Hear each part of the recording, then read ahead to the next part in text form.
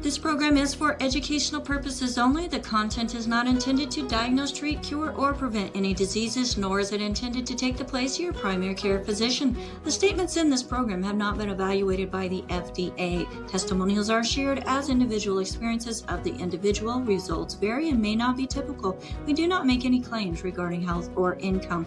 As an empowered individual, you do have options available. We are honored to continue to share the teachings of a founding father of the science of epigenetics, Dr. Joel Wallach, Bachelor of Science in Plant and Soil Sciences, Doctor of Veterinary Medicine, 4 postdoctorates in pathology, naturopathic doctor.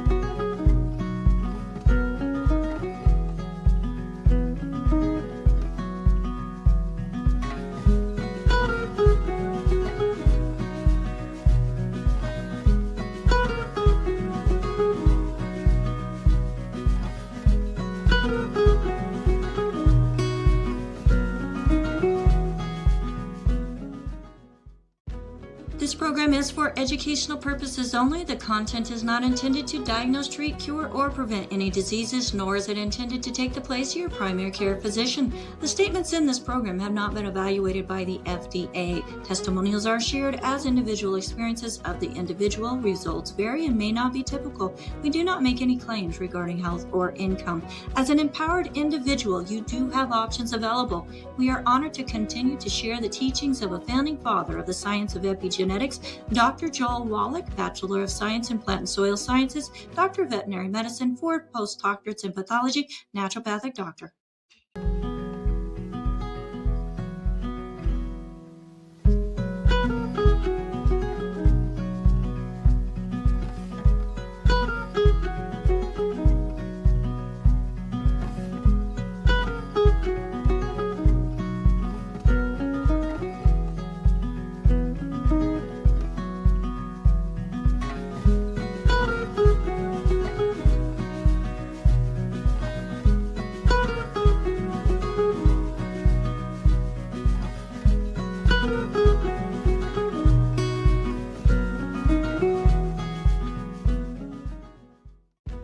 This program is for educational purposes only. The content is not intended to diagnose, treat, cure, or prevent any diseases, nor is it intended to take the place of your primary care physician. The statements in this program have not been evaluated by the FDA. Testimonials are shared as individual experiences of the individual. Results vary and may not be typical. We do not make any claims regarding health or income.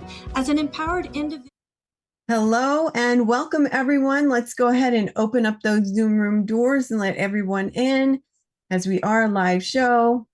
My name is Ruth Ellen Sanchez and I'm going to be your host today. And today we have Pharmacist Ben Fuchs for Pharmacist Friday.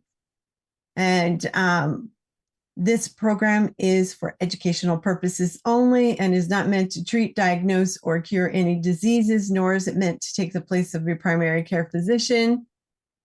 What else do you want to say? That's all I really need to say about that. That's really all I need to say about that. All right. Yes.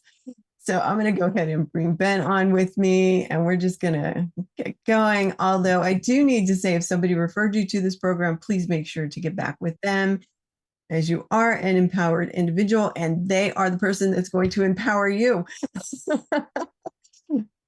Hi, Ben. How are you today? Hi, Ruth Ellen. How are you? What's going on? I'm doing good. I'm excited about today's show. Okay. Why are you excited? Do you have heartburn? No, I don't anymore. But I used to have terrible heartburn, and I don't have heartburn all the time anymore. Literally, I had it every day. Literally every day? Oh my God. Yes, I did. I was very sick before I found you. Well, that's an interesting point you say, because most people don't think of heartburn as being very sick. Mm-hmm. You know, they don't think of it as like an illness, if you will. It's almost like it's normalized. And it's not normal. It's very distressing, as you know. I've only had it a few times in my life, but oh my God, like the hot burning stuff that just doesn't wash out. It's God, bile and it's acid. Yeah, I can't imagine having it like regularly. Almost every day. And forget about laying down. Laying it down makes it worse, right? Oh my gosh. So what would you think? What is it exactly? Do you think it's an acid problem? Because that's how it's treated, right? And It is treated like that. It's right? treated like an acid problem, but I've learned it is not It's an not acid an problem. acid problem. It's a sphincter problem. Yes. You have a little sphincter, a little band of tissue that opens and closes between your esophagus and your stomach. It's actually called the lower esophageal sphincter. Mm-hmm.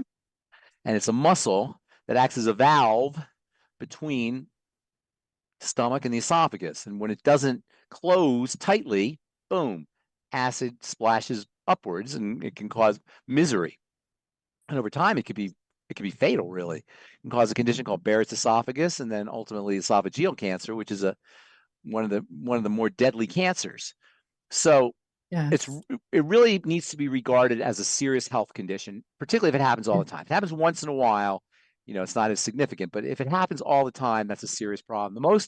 The most common reason why people have these kinds of conditions is a hiatal hernia. First of all, a hiatal hernia is when the upper part of your stomach pushes up through the diaphragm. The diaphragm is a muscle in the middle, and when the upper part of the stomach pushes up, it compromises the sphincter's ability to close, and that leaves it flat. That leaves it that kind of flabby and loose, and acid can splash back up. Excess body weight can do it. Obesity is a big problem, and pregnancy. The pressure of a growing fetus puts extra strain on the abdomen, and that can force acid upwards. The most important cause and the most controllable cause is our lifestyle and our diet. Large meals, fatty meals, acidic meals, sometimes spicy meals, super high sugary meals, eating really close to bedtime. Those are all reasons that are potential causes of reflux. And by the way, the technical name for what we call heartburn is gastroesophageal, stomach, esophagus, reflux, pushing back up, disease, GERD, gastroesophageal reflux disease. We call it heartburn, but really that's the technical name. Smoking is a major trigger. Alcohol can be a trigger, and there's certain drugs, particularly the NSAID drugs, ibuprofen, naproxen, indocin, the drugs they use for arthritis. Also, calcium channel blockers can also cause heartburn. But basically, you don't want to regard it as an acid issue, even though the main drugs they give you are, omeprazole and Tums and such. My mom is pretty much addicted to her Tums, and now she has all kinds of degenerative bone disease and connective tissue diseases, because when you take antacids, you suppress the body's ability to absorb minerals and activate enzymes, absorb B vitamins. It can also cause defects in protein metabolism, which can lead to fermentation in the gut. Fermentation in the intestine is a cause of upward pressure. So ironically, in the long term, using Tums and antacids can not only have a negative effect on biochemistry, but it can also lead to more heartburn. So all of these are to say is the medical route is not the route you want to take if you have GERD, if you have gastroesophageal reflux disease, unless you have no other options and it's completely misery, and you're in complete misery. And then you have to then there's a judgment call, because like you said, the misery of heartburn once in a while is awful. I can't imagine what it's like when you have it every day, and you may not even care as long as you get rid of that terrible sensation. So you want to not regard it as an acid issue. You want to regard it as a sphincter issue. The most powerful strategy for dealing with it is digestive health strategies, food diary, food diary, food diary. Do a food diary and see what foods are triggering GERD, and then eliminate those foods. Using apple cider vinegar, ironically, or something acidic beyond Tangy Tangerine can help in an interesting way when you're not making enough stomach acid, and more people make less stomach acid than more stomach acid. I mean, you would think with all the incidents of GERD that people are producing lots of stomach acid. That's not the case. It's much more common to be suffering from hypochlorhydria, low stomach acid, than hyperchlorhydria, too much stomach acid. More people suffer from too little than too much. So acidifying the contents of the stomach will actually tighten the sphincter. The sphincter is supposed to tighten under conditions of acid, under conditions of low pH in the stomach. So when the pH rises, because you don't have enough stomach acid, that can cause flabbiness in the sphincter, and by acidifying the contents of the stomach, that can help tighten the sphincter. So using acidic substances with your meals, like Beyond Tangy Tangerine, apple cider vinegar, aloe vera, noni juice, anything acidic, that may help. On the other hand, you got to be a little bit careful with too much acid, because if you make it too much, if you're ingesting acid foods and then you have heartburn, that acid's going to come back up, and that could be very uncomfortable. So you got to be a little bit careful. High fat meals are a big trigger. Chocolate can be a trigger. Peppermint sometimes, alcohol, as I said. These are all aggravating factors, not necessarily the cause of it. The cause is typically going to be this loose sphincter issue. And then there's connective tissue diseases that can sometimes lead to this a flabby sphincter, or a flabby lower esophageal sphincter. Technically, LES laxity is what they call it. Scleroderma is a classic example of an autoimmune disease, a connective tissue disease that is associated with GERD. And then age-related muscular changes or anatomical changes, degenerative conditions, basically, they can reduce the tone of the tonicity, the tightness of the sphincter. And also, they sometimes, hiatal hernia, the incidences of hiatal hernias increase with age, and anatomical muscular changes that are associated with aging. As I said earlier, obesity and pregnancy, heavy lifting, chronic coughing, constipation, all of these can increase abdominal pressure, and that can overpower, in essence, an already weak sphincter. Obesity and pregnancy are really recognized GERD risk factors. And then let's see what else. Most important thing you want to do is you want to look for the foods that are triggering the problem, and then eliminating those foods. You'll find that it's mostly refined foods that are doing it. Also, as you mentioned earlier, mostly the ultra-processed foods that are problematic, especially the processed fats, super high fatty foods, and super high sugary foods. And then you mentioned laying down as being a problem, right? And that's just because of gravity. And that's why a lot of GERD occurs at night, like sometimes in the middle of the night, especially if you decide to indulge in fatty foods or sweet foods, or a lot of food right before you go to bed. It's probably not it's actually not a good idea to eat before you go to bed. In fact, it's probably a good idea to stop eating 6 hours before you go to bed, so you have kind of a ketogenic head start between the 6 hours that you wait and then the 8 hours or so that you sleep. That gives you 14 hours of ketogenesis. Aside from eliminating foods, work on intestinal health. Pressure from the intestine can push up and cause the sphincter to become loose and lead to GERD. So using probiotics, correcting digestive issues, dysbiosis, and SIBO issues, etc. Anything you do to correct intestinal problems will also help. Treat it as a serious, bottom line is, treat GERD as a serious digestive health issue.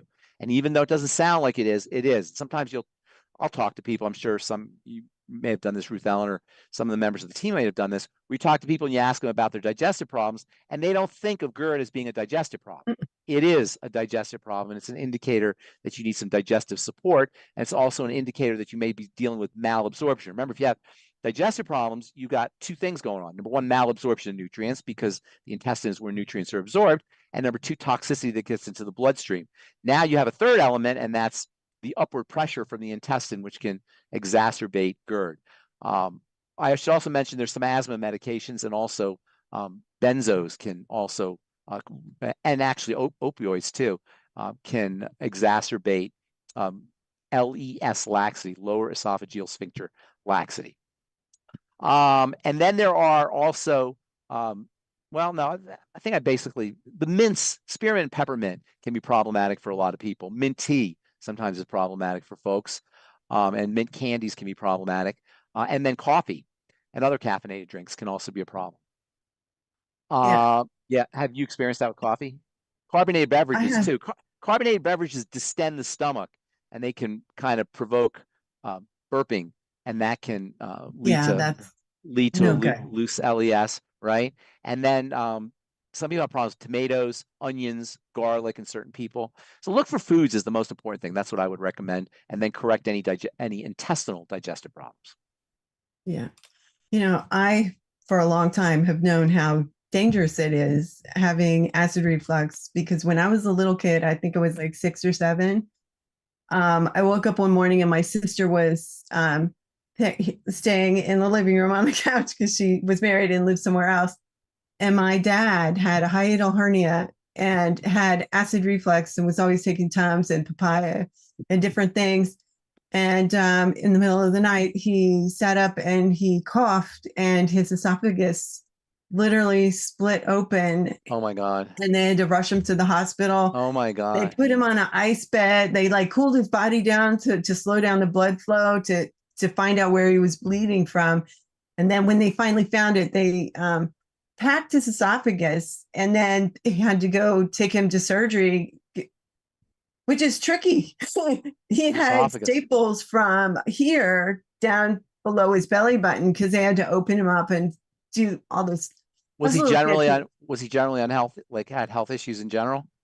No, not really. Just well, that's not true. My dad was paralyzed. He had a tumor.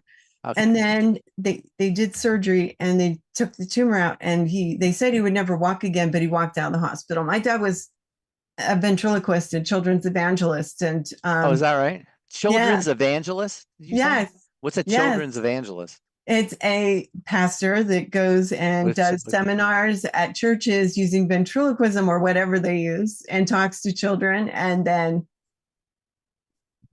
he did that, and we would go with him for a week to church while children would be up there talking and stuff. And my dad, great memories, but it took him a long time to recover from that. So when somebody says they have acid reflux and GERD, to me, it's a big deal. And it is a big deal. It's a big deal. And it eventually took his life.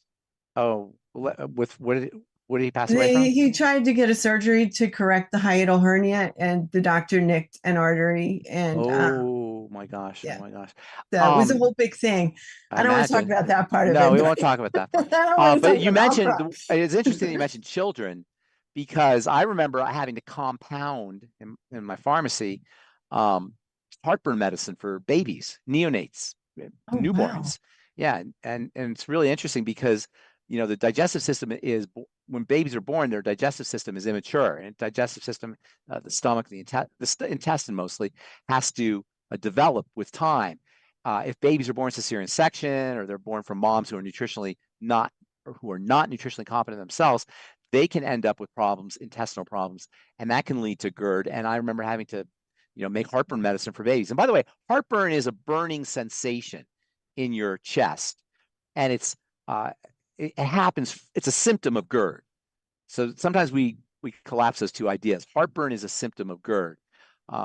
The real problem is that sour, burning backwash feeling that comes in. That's just agonizing. But you know, you can have chest pain that can be associated with it. Dysphagia or problem swallowing, lumps in the throat, those can all be associated with it. And also, if you have people have GERD, chronic GERD, sometimes have an ongoing cough.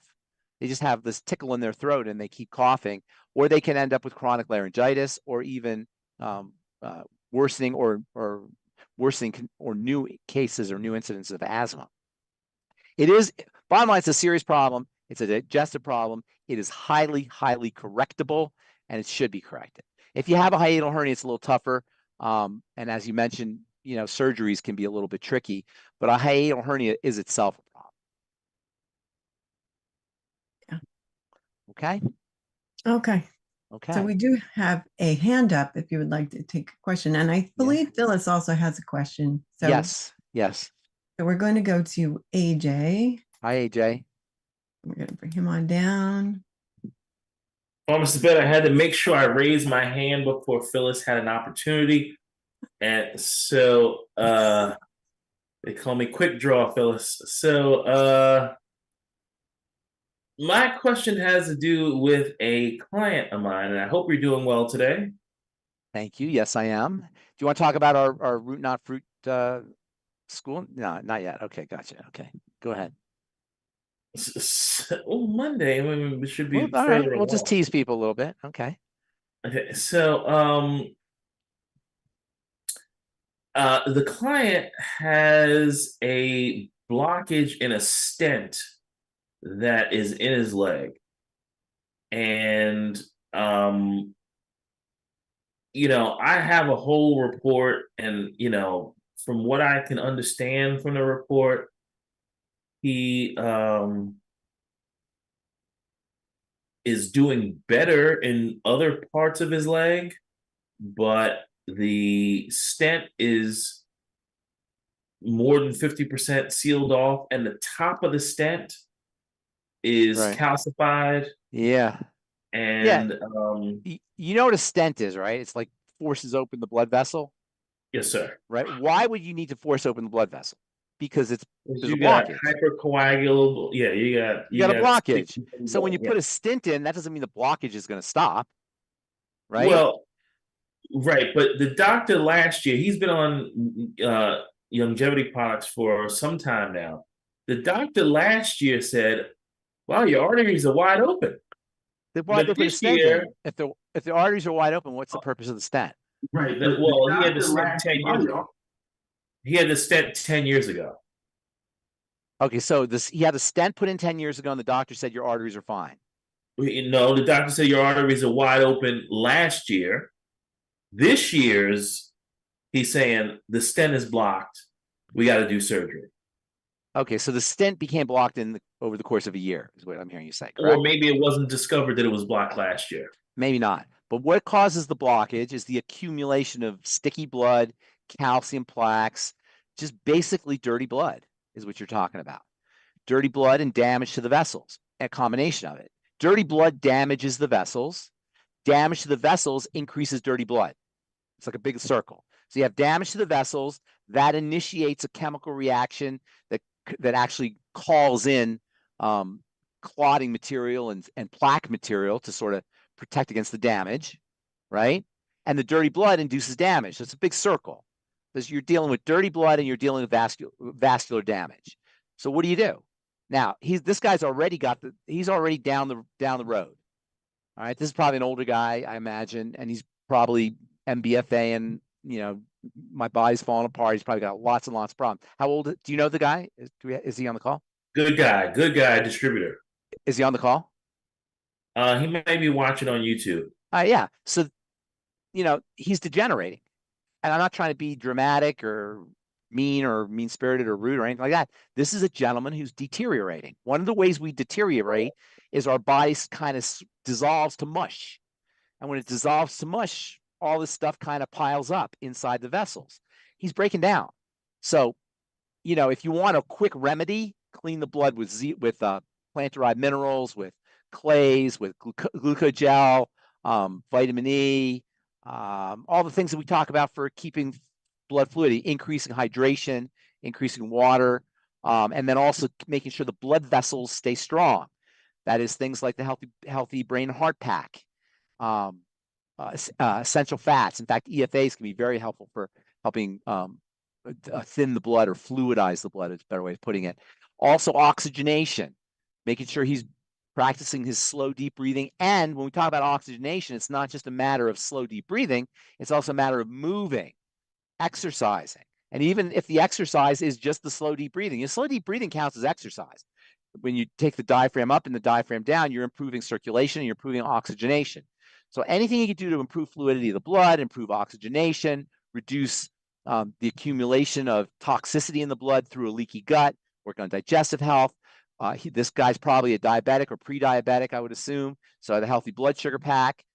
There's a heck of a lot of ways of doing it, but you're not going to eliminate the problem immediately. Now, if he had a stent put in 10 years ago, that means he had a problem 10 years ago. And now he hasn't corrected the problem. Stents might be important in the short run because you got to keep the blood moving, you got to keep the vessels open, but they're not solving the problem.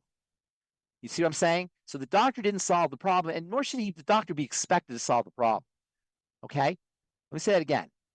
The doctor should not be expected to solve the problem. The doctor should be expected to keep you alive. That's what doctors do. They keep you alive, even if they have to jury rig it. They're not biochemists, and they're not there to manipulate your metabolism. They're there to keep you going. And that's what a stent does. But it's up to us, while a stent is in there, to correct the lifestyle changes that necessitated the need for the stent in the first place. You follow? Does that make sense? Of course it does. So this is a classic sign of dirty blood, hypercoagulable blood, thickened blood. And all of the things he's experiencing are just the end result of the stuff that's going on in the blood in combination with damage to the vessels. Strengthen the vessels, clean the blood. Yes. Two questions. Would nattokinase and the nattokinase is great, absolutely, and also bromelain or ultimate enzymes. And nattokinase is in the nightly essence. Nightly essence and the niacin plus. Both of those would be good, actually. The niacin plus, niacin is a very powerful vasodilator. And we're using blood vessel opener. Osteomag, by the way, I forgot about that. Osteomag can also help. Anything to open the vessels, improve fluidity of the blood. Digestive toxicity, if he's got any digestive health problems, we've got to get him on all the digestive support, food diary, etc. There's two bottom lines here. Number one, this is a lifestyle issue. This is not a doctor issue, although the doctor is going to keep him in the game with things like a stent and perhaps if he needs to have some surgery. However, it's a lifestyle issue, point number one. Point number two, it should be largely considered the first 2 points in the triangle of disease. Ultimately, cortisol is probably involved as well, but the first 2 points in the triangle of disease, that is food diary, digestive support, all the digestive supplements, and to treat it like a blood sugar problem, and then anything you do to clean the blood, fluidize the blood. Not clean the blood, fluidize the blood. Pharmacist Ben, I got 3 questions. Number one, so the ultimate daily classic. You think that's also yes? For ultimate daily classic is a very underappreciated blood detoxifier. It helps clean the blood, and given that we're always talking about dirty blood, cleaning the blood is an important strategy, and the ultimate daily classic is a great way to start, a great place to start. Okay, his doctor wants him to have this stent removed, quote, or repaired within. He wants it immediately, but do you think that within 3 months' time, his blood could be cleaner and clearer? If he does everything right, absolutely. If he does everything we're saying, but if he keeps going, if he doesn't make any changes, what's the definition of insanity? So if he makes changes, yes, he can make changes. Can be immediate. And keep in mind, when you have something solid, like a stent is something solid inside the vessel that's foreign, it's like a place where things can kind of pile on. So toxins from the blood can sort of pile on to that solid material, which can act like a nucleus or a seed with which things can accumulate around it. So a stent or any device that's put in the body is a great opportunity for things that are in the blood to sort of stick to it. And that's what this guy's experiencing. It comes from the blood. Essentially, this is a blood problem, a blood and vascular problem, and that's how it needs to be addressed. I'm not going to hoard the time because I got a whole hour with you Monday evening. Okay. But you said, nor is it the doctor's responsibility to fix our lifestyle problems. Yes. But sometimes you encounter a doctor, and the doctor will tell you, he could tell it to me, it won't have the same effect. He tell it to my dad or my grandma, and they may believe it much stronger. And the sentence would be something like, "You can't fix that with nutrition." So what is the question? You can't fix that with. So you're saying the doctor's not responsible to fix certain things, but what comes out of their mouth would discourage your use of alternatives. Well, you can't be discouraged by what your doctor says unless you have doubts yourself. Like if the doctor told you something, AJ, would you be discouraged? He said nutrition is BS. You wouldn't be, because you don't have any doubts. But if you have doubts yourself, you say, well, maybe he's right. I don't know. I'm not so sure. So you got to believe yourself. And that's why I always say the first thing that you need, if you're going to turn things around, and the body can turn on a dime, if we turn on a dime, your lungs heal between cigarettes. Between assaults to the body, your body heals. It's in its nature to heal. So, but the one thing you have to have if you're going to leverage that or exploit or take advantage of the healing process, the potential healing process, is willingness. You have to really, really, really want it. And before that, before you're willing, you have to believe it. So, it all comes down to whether you believe this is possible or not. And in fairness to doctors, not all of them, a lot of them don't believe it's possible. And that gets to this whole notion of the distinction between clinical chemistry and biochemistry. Doctors are clinicians. A clinician is somebody who works with patients. Biochemists are biologists. The body is built on biochemistry, not clinical chemistry. Doctors work with clinical chemistry, statistics, test scores, creatinine levels and thyroid levels and bone mineral density, et cetera, et cetera. That's clinical chemistry. Biochemistry is the chemistry of metabolism, the actual biology, the actual chemistry of biology. Healing is not in the realm of clinical chemistry. It's in the realm of biochemistry. We're not clinical beings. We're biological beings. And so you have to understand the biological nature of the body, but doctors don't do that. And I'm not knocking them for doing that. Their job is to repair you when you're broken. And they're doing what they can do to repair you so you don't fall apart. Ruth Ellen talked about having her dad having his esophagus stapled. And that's what they do. They staple things. A good friend of mine who works for Longevity, he had a mitral valve issue in his heart, and he had his heart literally stapled. He had his mitral valve literally stapled in order to keep it functional. And that's what they do. And that's not a knock on them. It's up to us if we want to affect real healing changes by taking advantage of the body's inherent nature, which is to heal and recover. We're the descendants of ancestors who healed every wound, at least eventually. Sometimes you don't have the time if you're, if it's really severe, you're at the end of your life. But for the most part, the body evolved to repair, and not only to repair, but also to adjust, so that when there's a high level of something, mechanisms come in to lower that to baseline. And if there's a low level of something, mechanisms come in to raise that. It's called homeostasis. The ups go down, the downs go up. So between homeostasis and the initiation of repair of tissue, we have bodies, we're riding around in bodies that are specifically designed to heal, repair, and balance on their own. But if we're not healing, repairing, and balancing, we're introducing something that we've got to disintroduce. And usually that involves food. Thank you for that. That was fantastic. All right. So we have Phyllis. I'm going to bring Phyllis on, and then Mary. And if you're here on Zoom and you have a question, please feel free to raise your hand. All right, Phyllis, take it away. Hello, Pharmacist Ben. Hello, Phyllis. We have good to see you too. We have a question from Val, and she's one of our listeners. She's not on the Zoom though. She is 64. She is 5'1", 180 pounds. She's taking our basic 90, and she is shopping for nitric oxide type products for high blood pressure. And she also, in terms of other problems, she has fatigue and sleep apnea, and she couldn't come up with anything else going on.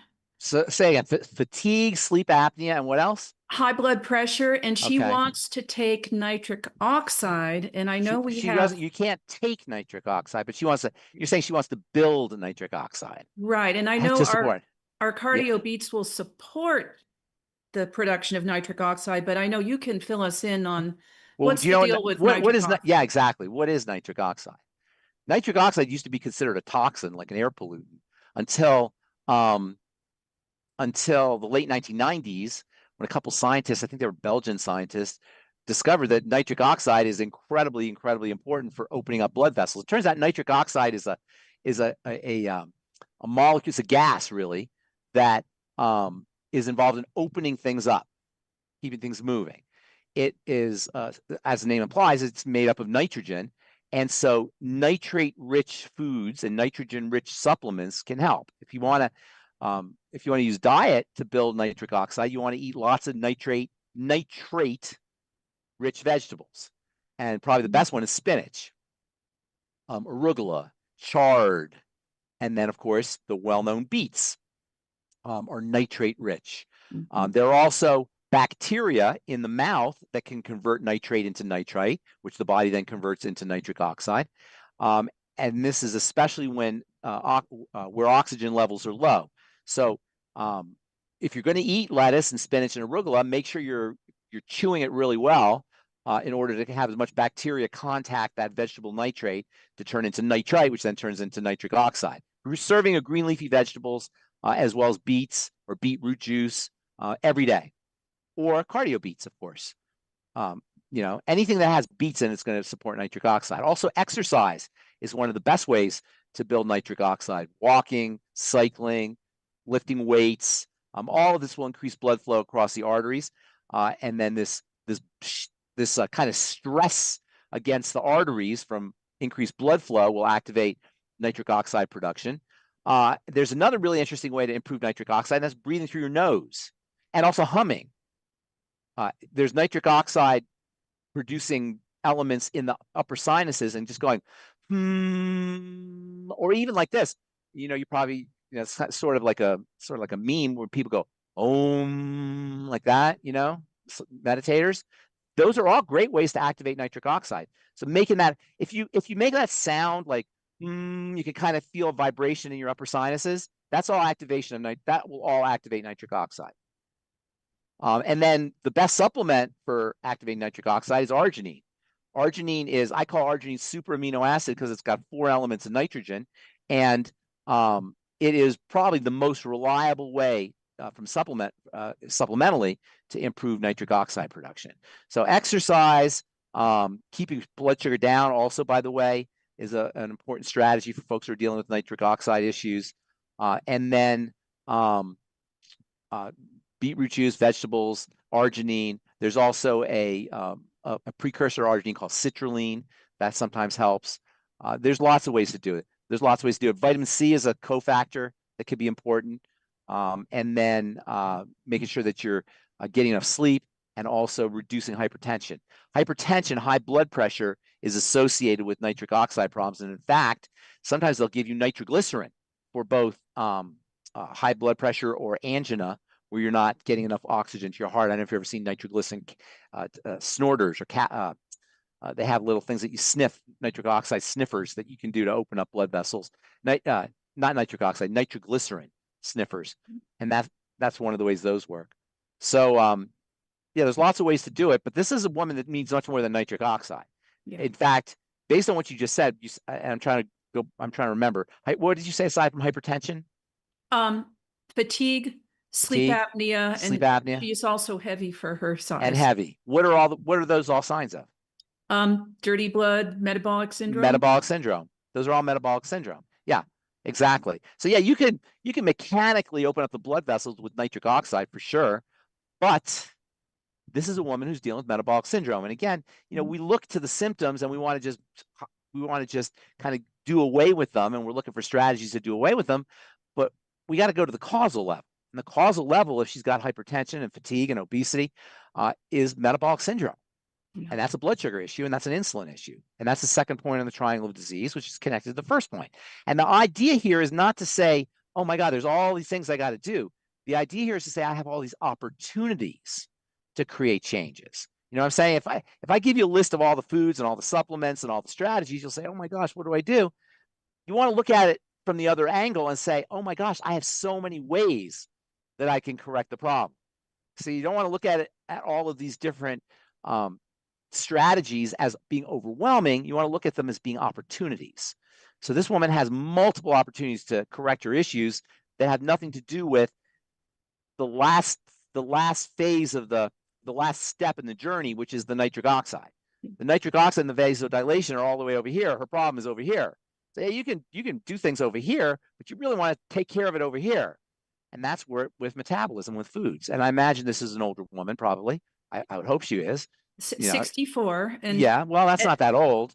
That's not that old. Thank you. Yes. Yeah, I know. That's not that old. The age for being old keeps going up, I've noticed.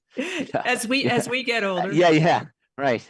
I'm 66. That's pretty darn young, actually. Yep. You know. Well, so as you like to say, she has bigger fish to fry. She has bigger fish to fry, yes, than just nitric oxide. How do I support nitric oxide? That being said, all those strategies I just talked about, the veggies, chewing the veggies really well, humming, nitric, arginine, citrulline. There's lots of ways to build nitric oxide. Exercise, movement. She's probably not, I would imagine she's not really moving around a lot, and that's probably compounding the issue. And the dirty blood is also a problem.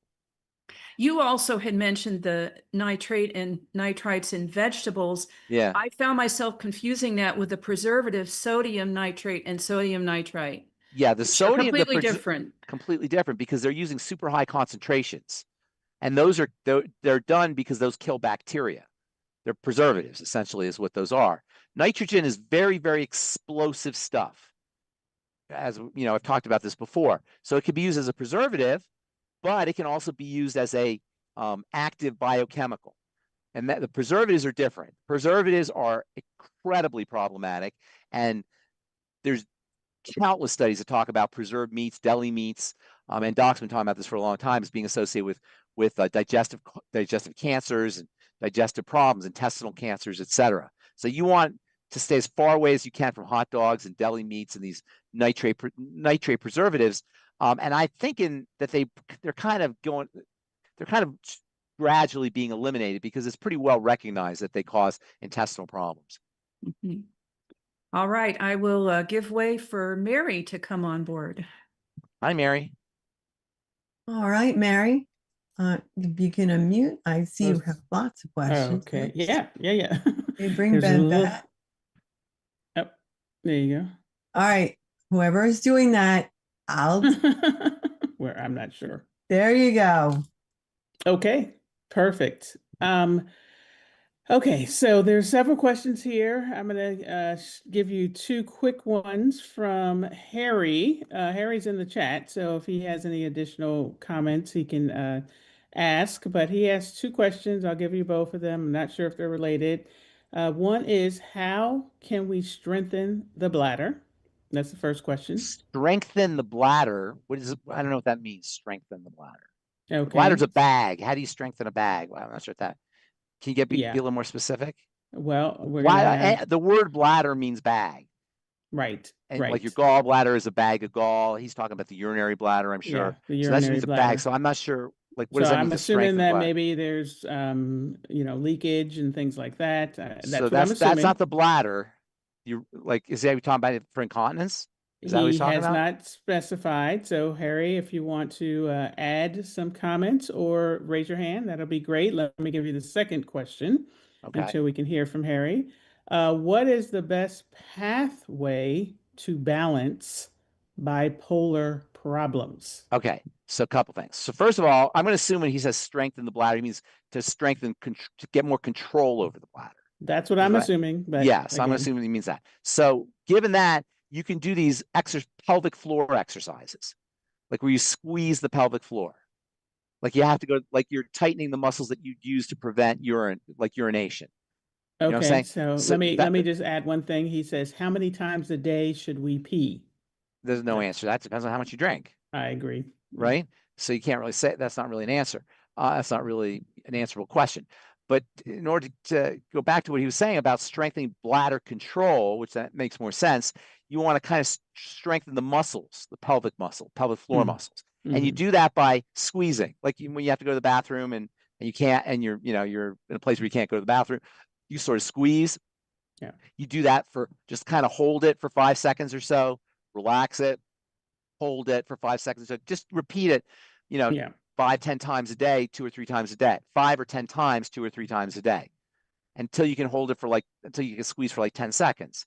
And if you do that, eventually you're gonna tighten. It's a muscular issue, and you're gonna strengthen the muscles. There's also bladder training where you can urinate on a planned schedule rather than every time you feel the urge. So in other words, you hold it, hold the urine until you're on the schedule. Now you don't want to create any pain or any discomfort or anything like that, but gradually extending the interval by a few, 5 or 10 minutes over time. When the sense that you have to pee, that sense of urgency, you have to go to the bathroom, kind of calm down, sit still, breathe, and then contract the pelvic floor, and then the urge will settle down. You keep doing that over and over. Eventually, you can strengthen the bladder. You can strengthen bladder control. There are also irritants that you want to avoid. Bladder irritants, caffeine is a classic irritant, alcohol, carbonated drinks, artificial sweeteners, all of those, and also restriction of water. Don't restrict water. A lot of times people restrict water when they have issues like that. Do not restrict water. If you have any kind of burning sensation or blood, or you have difficulty emptying your bladder, you definitely want to have that checked out. Frequent urination can also result from prostate problems, especially as men get older.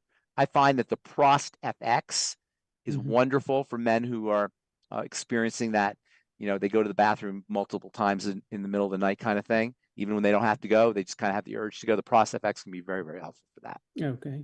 And just on that one, would you say, the Osteo-fx, I think it's like 2 a day or something like that. Would you say that people 2 days would need fine. more than that? No, Okay. 2 days fine. You can take 2 or 3 a day, but that's, not, I wouldn't take more than that. It's not going to hurt you, but I don't think you need more than that. Okay, perfect. And then the best pathway to balance bipolar problems.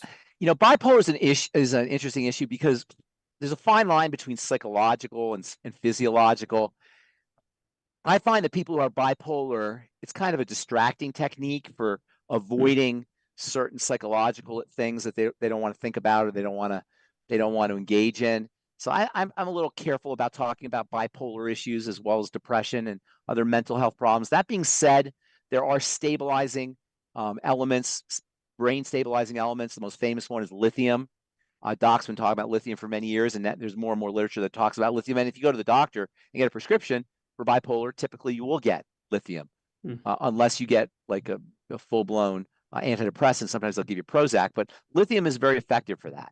Also, calming brain chemicals like GABA, glycine, inositol, magnesium, tryptophan. Those can sometimes be helpful for bipolar issues, have stabilizing effects. Although if you take too much of those, they can maybe lead to more fatigue or more, I don't want to say depression, but a more calming effect than you might like. But they also may help you with your bipolar. So you have to kind of practice that. And then lastly, blood sugar spikes can be a problem because of this high blood sugar, low blood sugar issue that people have when they ingest sugar. You put sugar into your system, for most people, unless you have insulin resistance or you have problems with metabolic syndrome, you put sugar into the system, you get a spike, and then insulin comes to the rescue and pulls the sugar out, and then you're hypoglycemic. And then you eat more sugar, you get a spike, insulin pulls the sugar out, and you're hypoglycemic. And this I call it the high blood sugar, low blood sugar roller coaster, is almost like a biochemical analog of bipolar, up and down, bipolar. So keeping your blood sugar stable and your insulin stable, that's also or your insulin low, that's also very important. Okay, perfect. And that would be, of course, the healthy blood sugar pack. Yeah, that'd be the healthy blood sugar pack, Osteo-mag, daily, Ultimate Daily Classic, Ultimate Niacin, Ultimate Selenium, Ultimate MSM, and don't underestimate FucoidZ for blood sugar issues and also for digestive issues. In fact, FucoidZ is like a panacea. It's good for so many different things, but it can definitely have a beneficial effect on blood sugar and on sticky, dirty blood. I forgot to mention that when we talked about the gal who had, or the guy who had the stent. FucoidZ can help clean the blood pretty effectively or fluidize the blood.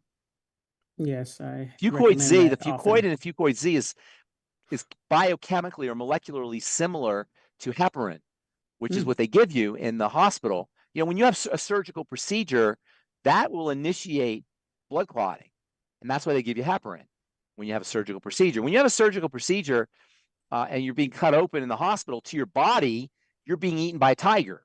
And the body's response to being eaten by a tiger from an evolutionary perspective is to squeeze everything up to clot the blood so you don't bleed all over the African savannah. So a surgical procedure will initiate that same kind of biochemistry. And heparin is given to keep the blood fluid, to keep you from clotting, so you don't get blood clots. FucoidZ is like I don't say it's a natural heparin because it's much milder, but the molecular structure of fucoidin is similar to the molecular structure of heparin. They're both polysaccharides. They both have similarities. Multifunctional, as you say. Yes, it's very multifunctional. Exactly. Okay. And another one from Olga from YouTube. Could Pharmacist Ben please talk about umbilical hernia? Umbilical hernia. I had since my second pregnancy with twins and recently had a repair. An umbilical hernia repair? Yes. All right. So an umbilical hernia is, well, all hernias are when the inside of the body pushes through the connective tissue, usually in the abdominal wall.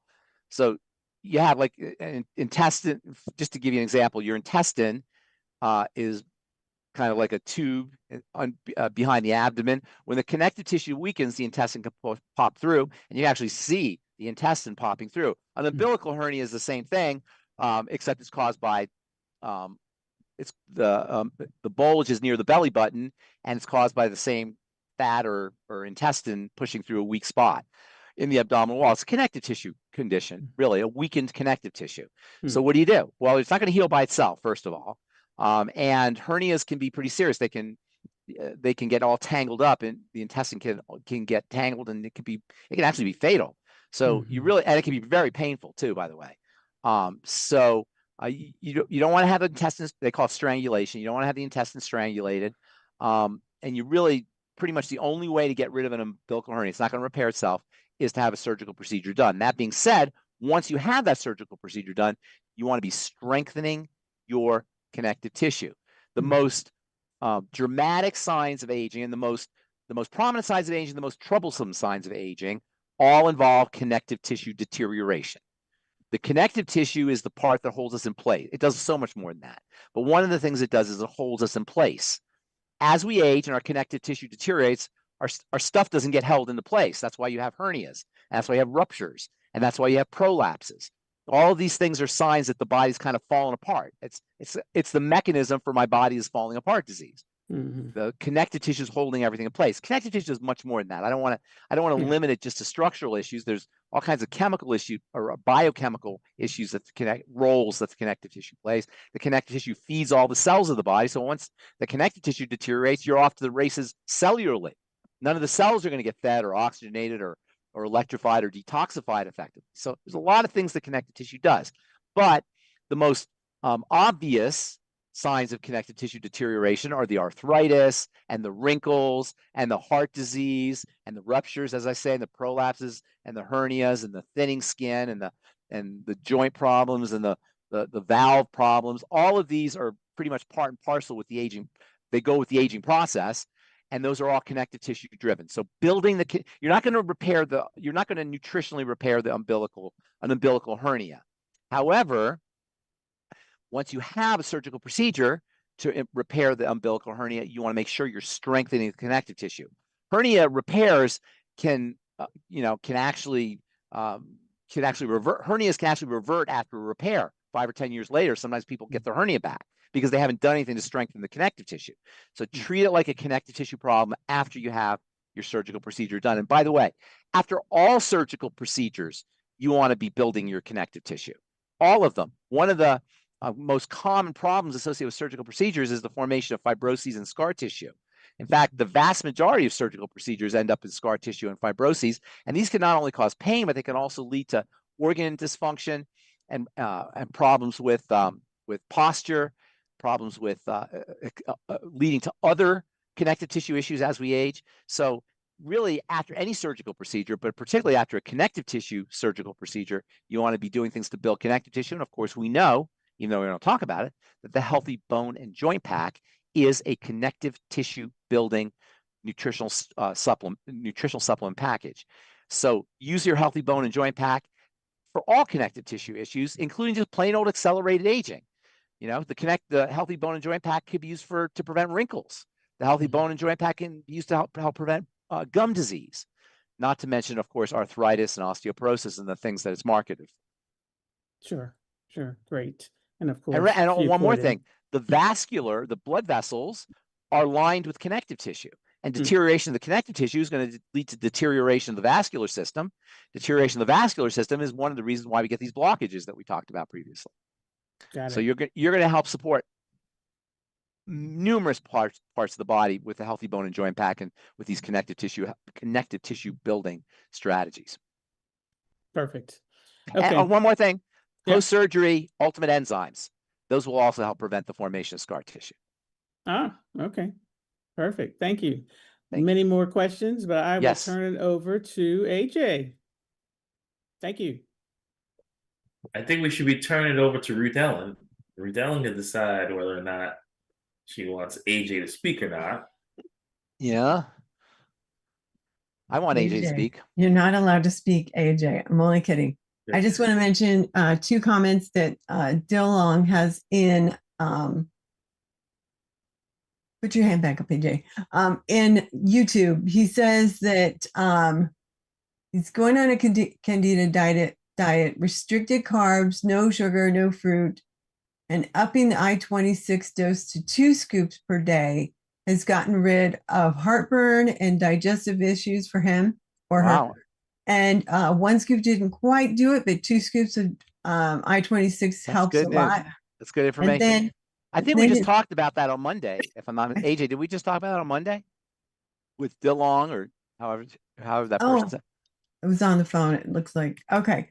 And then the other comment is that Olga adds apple cider vinegar to BTT, especially nice with the 2.0, and then drinks it with a straw. It balances out the sweet flavor nicely because some people find it too sweet. So I just And let me say something about that, the too sweet thing, because I hear that a lot actually. Just heard it this week. I always suggest, this is my opinion, that you use your BTT to taste to where you like the taste of it. So if you're one of your customers or some of your turned the BTT on, turned on to the BTT, said, "Oh my God, that's too sweet, that's too strong," which I hear a lot actually. Use less. That's not a reason not to use it. I know it says 2 scoops in a glass of water. I don't know who the heck wrote that, but you don't need that much. The more you get, the better it is, but it's much more important that you use it. So if you don't like the taste with too much, just lighten up on the taste. On the other hand, some people want, my mom likes a lot of it, and she doesn't like it if there's not enough in there. So everybody's got their own place where they like the taste of it. That's the most important thing, is to like the taste of it so you use it. If it's too sweet, use less. If it's not sweet enough, use more. Find a place where you like the taste. Yeah. I always say, get it to your sweet spot the way you want it. Exactly. Yeah. And some people I suggest using unsweetened cranberry juice because it's really tart and its flavor goes nicely with the tangy tangerine. That's good. I'm going to check that out. All right, AJ, it's your turn. And Ben, we getting close to the top of the hour, but we got like 5 or 6 minutes. Okay. Yes. Some guy sent me, Pharmacist Ben, an article about the microbiota and correlation with cancer. What do you mean by correlation with cancer? I see what you're saying. Like different bacteria or changes in the bacteria species in the intestine can be linked to cancer. Is that what you're saying? Can be a marker, and yes, that's really important information. And thank you for sending it to me. Yes, the immune system lives in the intestine, and the major players for the intestinal immune system are the bacteria. Cancer obviously is an immune disease. So that just again shows you the primacy of the first point on the triangle of disease. I can't emphasize that enough. The first point on the triangle of disease leads to everything, including cancer. Yes, you're going to have. So I don't know if this is a wives' tale. I didn't read this. This was told to me by someone that when Chernobyl happened, there were people in a town in Russia, people in this town consume copious amounts of probiotics in order for the radiation. And everybody else around them got high incidences of cancer. Yes. But in this particular town, there was no cancer. Yes. Algae, microbes, single cell organisms, they can be very protective. Bacteria, of course, they can be protective against radiation. That is true. And that would not surprise me. Fermented foods, essentially, those kinds of things that are rich in bacteria, those can definitely be protective against radiation. In fact, the Navy uses algae, various algae for sailors. At least they used to. So that is not a wives' tale. Très intéressant. See you Monday. That's it. Okay. Thank you, everybody. No. Okay. No. Okay. All right. AJ is not in charge. Oh, okay. No, we're not done. I have one quick question, and then Verna was asking. So Verna is asking what you can do to strengthen weakened legs, and then I have one other question that's weakened really leg muscles. short. Weakened leg muscles. Yes, I believe so. So much you and can do. Energy. So well, yeah, yeah, they're kind of the same thing. Energy is sort of like a low energy is a generalized symptom that can be associated with a lot of things. But for the leg muscles, it's super easy. And no matter how elderly you are, or disabled, or overweight you are, you can do exercises. Even if you're in a wheelchair, you could do clenching exercises by clenching certain parts of your body and then releasing them. If you're totally paralyzed, that's different, of course. If you're quadriplegic, that's different. But anybody can do exercises, and leg exercises are particularly easy to do. One of my favorite leg exercises is to sit on a chair and then slowly raise yourself up from a seated position. Very, very slowly, or as slowly as you can, because it's not easy to do. And then slowly bring yourself down. Do it once or twice a day. Or you can have a chair next to you and you can step high on the chair, depending on how high the chair is. If the higher it is, the harder the exercise is going to be, the easier the exercise is going to be. Take a step and then down. And then the next leg, step and then down. And then again, the right leg, step and step down, step and step down. It's great leg exercise. Laying down and raising your legs up and down, holding your legs maybe 45 degrees, seeing how long you can hold your legs 45 degrees. You can't do 45 degrees, maybe just a couple inches off the ground. Hold them. There's so many different ways to strengthen leg exercise. Bicycling, walking, running, treadmill. These are all great ways to exercise leg muscles. If you, I don't know if you know what squats are. People will do squats with big heavy weights, like where you lower yourself on, you know what a squat is? Yes. You can do squats without weights. Yes. You can do squats against the wall. You can do squats with a ball against the wall. You can put a big old exercise ball against the wall and put your back up on the exercise ball and go up and down. There's so many ways to do it, and you only need 5 minutes a day. If you do 5 minutes a day, 5 days a week, at the end of a couple of weeks, you're going to notice noticeable differences in the strength of your legs. Perfect. Thank you. And then the other question, Pauline wants to know, does FucoidZ help build connective tissue? Yes, FucoidZ is a major player in connective tissue building. Absolutely. The polysaccharides in FucoidZ are a special type of polysaccharide called a sulfur or sulfated polysaccharide, and it has a major role to play in the hardening and the building of connective tissue. Perfect. Thank you. Okie dokie. So if I can get all the co-hosts to come on with me and Ben, we'll close the show out. And Ben, it is okay. Thank you so much. 1 minute past the hour, so we'll see you later. Thank you everybody. so much. Thank you for joining us today, everybody. That was information-packed hour with Pharmacist Ben Fuchs, and I really got a lot out of all the different things that he talked about. So thank you for your questions, bringing in questions, and joining us. So I am going to go around and introduce the co-hosts because I can't do this alone. None of us can do this alone. And of course, you, our audience, are very important because without you, there would be no show. We wouldn't have a reason to come on. So thank you all for that. So I have Phyllis, who is out there on the different platforms and bringing in questions and posting things and sharing things while I'm here doing this. Thank you for helping me do my job by doing it, part of it.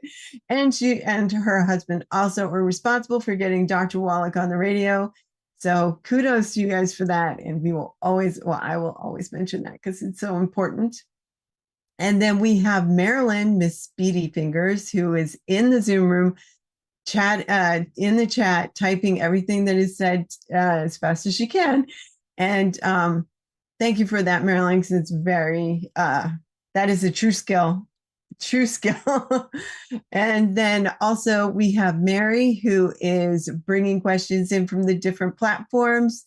and asking the questions and posting them where they need to go. So thank you, Mary, for all that you do. And then we have Albert, who is in South Africa, and he is our gatekeeper here. And he keeps an eye on the waiting room and lets people in. And then if there's anything that goes awry, he's on it. So thank you, Albert. Also, he is part of our phone team. So if you call in the middle of the night and you get his lovely accent, then he's awake and we're sleeping. So thank you for that, Albert. Thank you. Thank you. And then we have AJ, who is our digital marketing director, and he is out there doing all kinds of things, more than I could mention. He does a lot, and we are very grateful for him. And then, of course, Rebecca Dukes, who is not with us today. She's got some other things going on. We love you, and we miss you. And I know that she helped bring us all together. So thank you for that.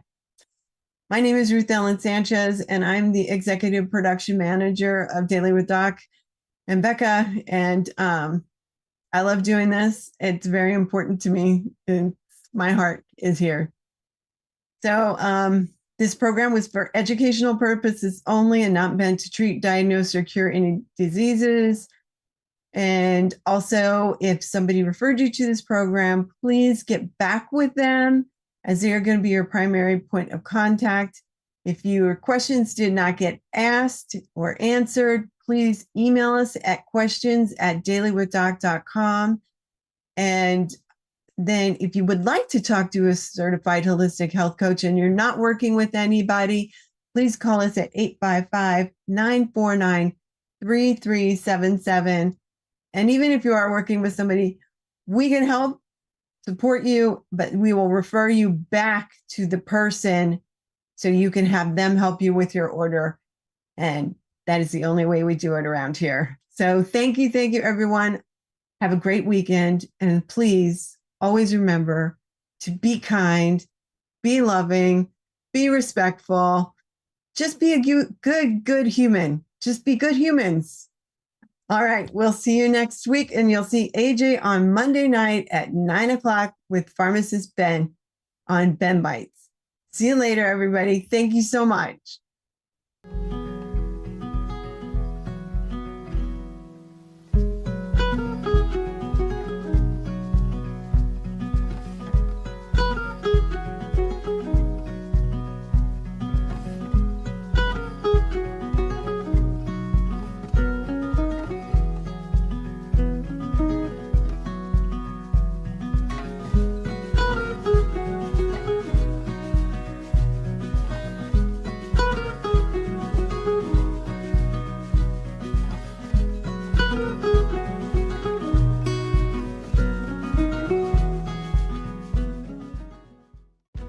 This program is for educational purposes only. The content is not intended to diagnose, treat, cure, or prevent any diseases, nor is it intended to take the place of your primary care physician. The statements in this program have not been evaluated by the FDA. Testimonials are shared as individual experiences of the individual. Results vary and may not be typical. We do not make any claims regarding health or income. As an empowered individual, you do have options available. We are honored to continue to share the teachings of a founding father of the science of epigenetics, Dr. Joel Wallach, Bachelor of Science in Plant and Soil Sciences, Doctor of Veterinary Medicine, 4 postdoctorates in Pathology, Naturopathic Doctor.